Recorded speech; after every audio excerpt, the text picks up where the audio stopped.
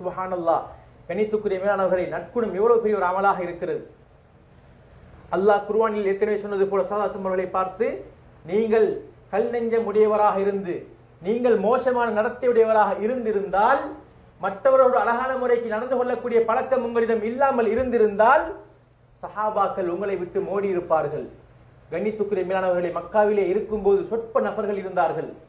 இறுதி ஹஜ்ஜத்துல் வதாவிலே 1,00,000க்கும் மேற்பட்ட சஹாபாக்களுக்கு தனது பேருரை செய்தார்கள் ஸல்லல்லாஹு அலைஹி வஸல்லம். ஹஜ்ஜத்துல் வதாவிலே ஹிஜ்ரி 10ஆம் ஆண்டு. கண்ணியத்துக்குரிய மேலானவர்களே, இந்த குறிப்பிட்ட 22 வருடத்திற்குள் இவ்வளவு பெரிய தொகை மக்கள் சேர்ந்திருந்தால், மக்கள் சாரை சாரையாக கூட்டம் கூட்டமாக இஸ்லாத்தை ஏற்பதாக இருந்தால், ஸல்லல்லாஹு அலைஹி வஸல்லம் அவருடைய குணம், அவர்களுடைய நடத்தை எப்படி இருந்திருக்கும்? கணித்துக்குரிய மேலானவர்களே, காட்டரபிகள், தன்னுடைய அந்தஸ்து தெரியாத தூரத்தில் இருக்கக்கூடிய கிராமவாசிகள் வந்து எப்படி கூப்பிடுவார்கள்? யா முஹம்மத், ஏ முஹம்மதே. யார்?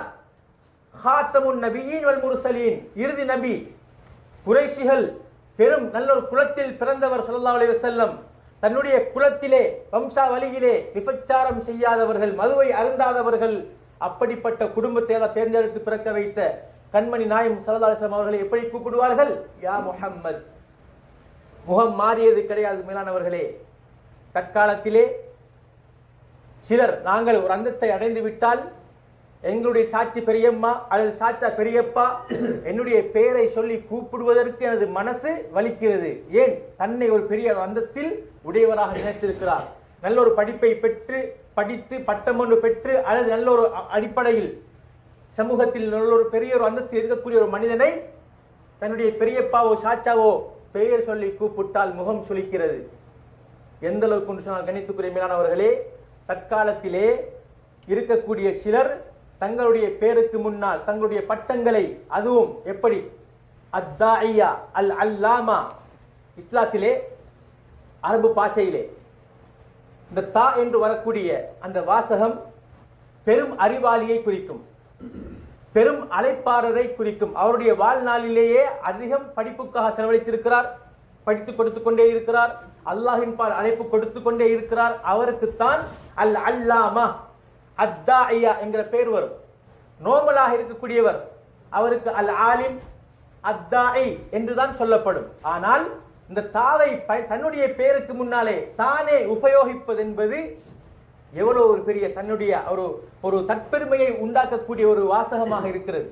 மற்றவர்கள் போடுவது பிரச்சனை கிடையாது, தன்னை தானே அத்தாயியா அல் அல்லாமா என்று பெரிய வார்த்தைகளை தன்னுடைய பேருக்கு முன்னால் போடுவது என்பது இது தற்பெருமையை குறிக்கிறது.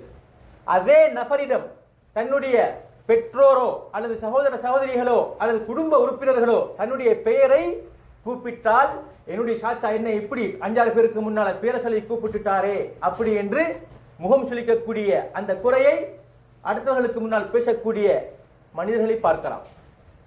கண்ணியத்துக்குரிய மேலானவர்களே, பெற்றோர்கள், குடும்ப உறுப்பினர்கள், நண்பர்கள் எப்பொழுதுமே எங்களுக்கு தேவையானவர்கள். அவர்கள் என்னுடைய புகழை சொல்லியோ என்னுடைய பட்டத்தை வைத்தோ கூப்பிட வேண்டிய அவசியம் கிடையாது. நாங்கள் அப்படி பழகுவது கிடையாது. எனவே எங்களுடைய பெயரை தாராளமாக அவர்களுக்கு சொல்லி கூப்பிட முடியும். ஏன்? நாங்கள் எப்பொழுதுமே நபி ஸல்லல்லாஹு அலைஹி வஸல்லம் அவர்களை விடவும் சிறந்தவர்கள் கிடையாது.